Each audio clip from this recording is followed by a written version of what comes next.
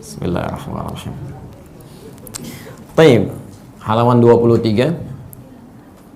Ya, saya sebutkan dulu saja supaya nanti kalau saya sampaikan nanti besok ada lagi gitu kan catatan. Oh, ini enggak jelas. Masya Allah. Sudah itu masalah lain lah. Al-ma'rifatu an tariqi ma'rifatil asma was sifat. Mengenal Allah dengan cara mengenali al-asma was sifat. Perhatikan bagaimana cara beliau membuka pembahasan ini, menerangkan kepada kita. Di tujuan kita mengetahui al-asma was sifat itu dalam pembahasan ini tidak sekedar kita untuk hafal. Jadi yang diinginkan ketika kita mengetahui misalnya nama-nama Allah yang dulu pernah saya terangkan beserta sifatnya, Allah, Ar-Rahman, Ar-Rahim dan seterusnya, yang diinginkan menurut beliau ini tidak sekedar itu diketahui. Jadi kalau cuma menghafal, jangankan orang beriman, yang belum beriman pun bisa kenal. Maksudnya bisa hafal. Ya, mereka hafalkan nama Allah. Mereka bisa hafal Ar-Rahman, Ar-Rahim dan sebagainya, kan? Tapi belum tentu hafalan yang digunakan mereka menjadikan wasilah untuk mengenal Allah Subhanahu wa taala. Nah, jadi kata beliau, memahaminya atau mengetahuinya al-asma was sifat itu tujuan utamanya adalah menjadikan diri kita lebih dekat dengan Allah Subhanahu wa taala. Paham sampai sini? Baik. Mari kita turunkan.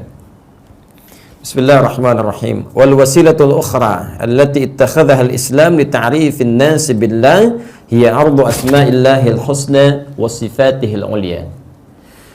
Adapun perangkat yang dijadikan oleh syariat Islam, wasilah itu perangkat, alat yang digunakan oleh syariat Islam untuk mengenalkan Allah Subhanahu wa taala pada seluruh manusia, makhluknya, adalah dengan cara mengenalkan asma'illahil husna wa sifatihil ulya, dengan cara menampilkan nama-namanya yang mulia dan sifat-sifatnya yang indah.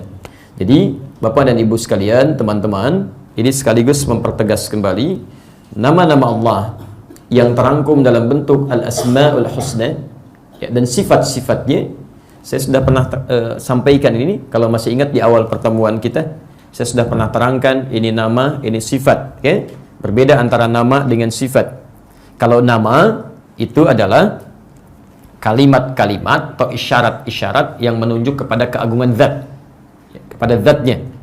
Tapi kalau sifat, ya, nama-nama yang menunjuk pada karakternya, keadaannya, ya.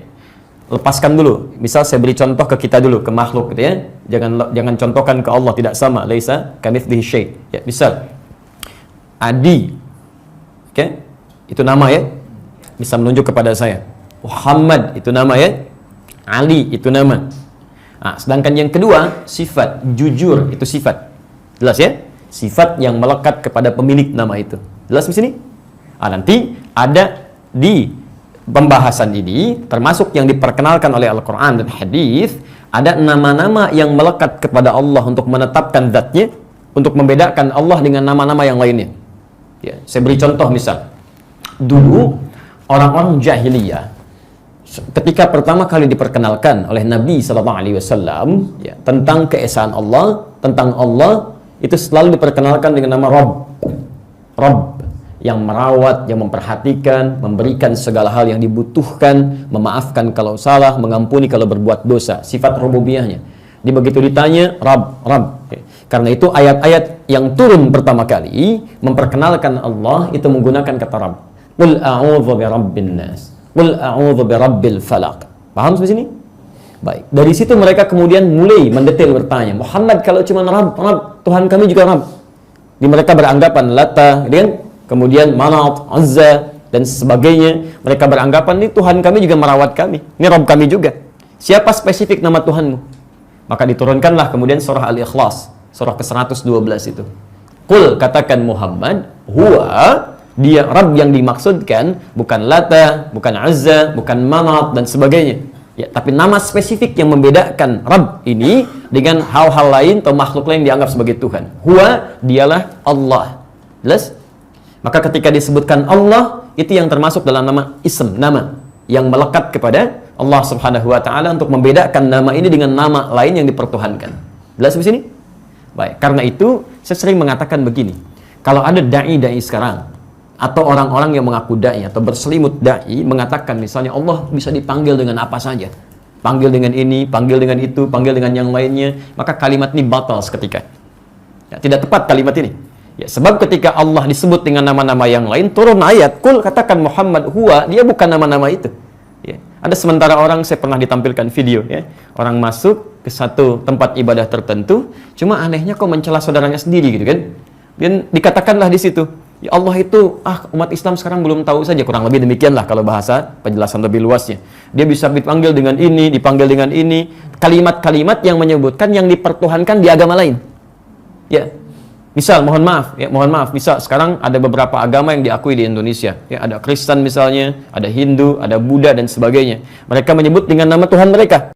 Tuhan ini, Tuhan itu. Dia tampil mengatakan Allah juga bisa dipanggil dengan itu karena maknanya begini, maknanya begitu. Masya Allah, kalaupun demikian bisa dilakukan, tentu tidak akan turun ayat ini.